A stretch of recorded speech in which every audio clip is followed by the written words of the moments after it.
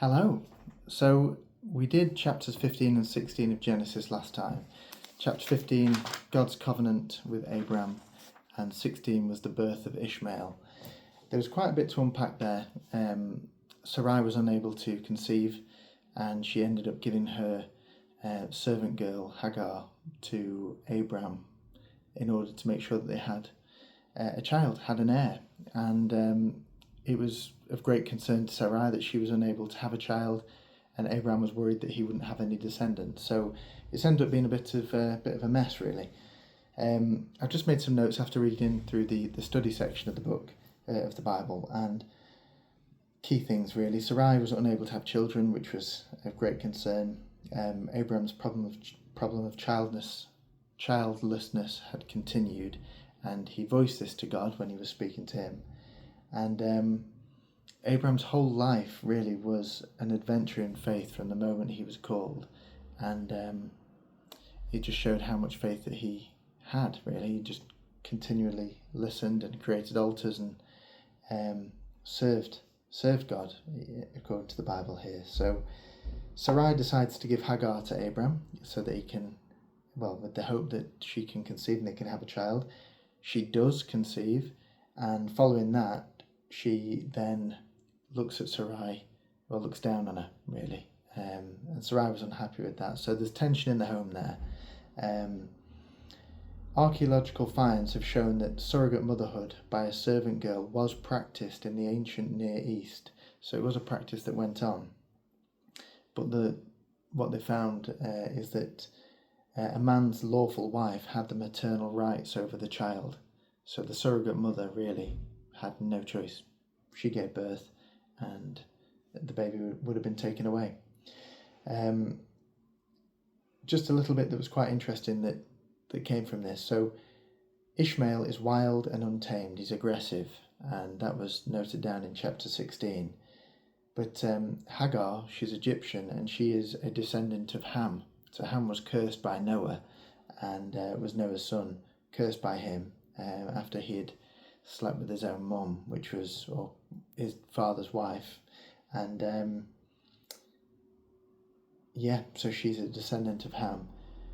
But then one of the things that the study section mentioned is Abram listened to his wife, and in chapter 16 Abram listened to the voice of Sarai, which kind of harks back to Adam and Eve, where Adam listened to the voice of his wife Eve, and what happened there. So it perhaps foreshadows what's to come. So then this is the bit that was quite interesting. So the ancient Hebrew for listened is Yishma, which is the root of the word Ishmael, which is the name of the child that he had with Hagar. Anyway, that was the bit that I took from the study section of the Bible there. It sounds like chaos in the home, and I can imagine that Sarai, although she was desperate for Abram to have a descendant and to have an heir, and she was desperate to provide that for him, she was unable to do that. She's put Hagar forward, which must have been extremely painful to do. A real knock to the pride and confidence, and of course then she's felt that when this servant girl was able to conceive straight away. Harsh and not a nice situation for everybody. But okay, into chapter 17, the sign of the covenant. When Abram was 99 years old, the Lord appeared to Abram and said to him, I am God Almighty. Walk before me and be blameless, and I will make my covenant between me and you, and will multiply you exceedingly. Then Abram fell on his face, and God said to him, Behold, my covenant is with you, and you shall be the father of a multitude of nations. No longer shall your name be Abram, but your name shall be Abraham. For I have made you the father of a multitude of nations. I will make you exceedingly fruitful, and I will make nations of you, and kings shall come forth from you. And I will establish my covenant between me and you, and your descendants after you throughout their generations, for an everlasting covenant, to be God to you and to your descendants after you. And I will give to you and to your descendants after you the land of your sojournings, all the land of Canaan, for an everlasting possession, and I will be their God. And God said to Abraham, As for you, you shall keep my covenant, you and your descendants after you throughout their generations. This is my covenant which you shall keep, between me and you and your descendants after you. Every male among you shall be circumcised. You shall be circumcised in the flesh of your foreskins, and it shall be a sign of the covenant between me and you. He that is 8 days old among you shall be circumcised.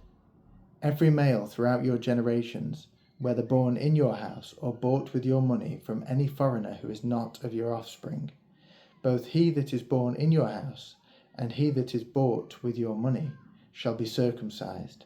So shall my covenant be in your flesh, an everlasting covenant.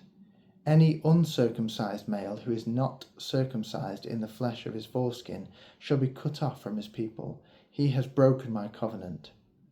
And God said to Abraham, As for Sarai, your wife, you shall not call her name Sarai, but Sarah shall be her name.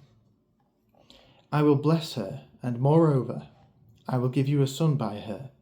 I will bless her, and she shall be a mother of nations. Kings of peoples shall come from her.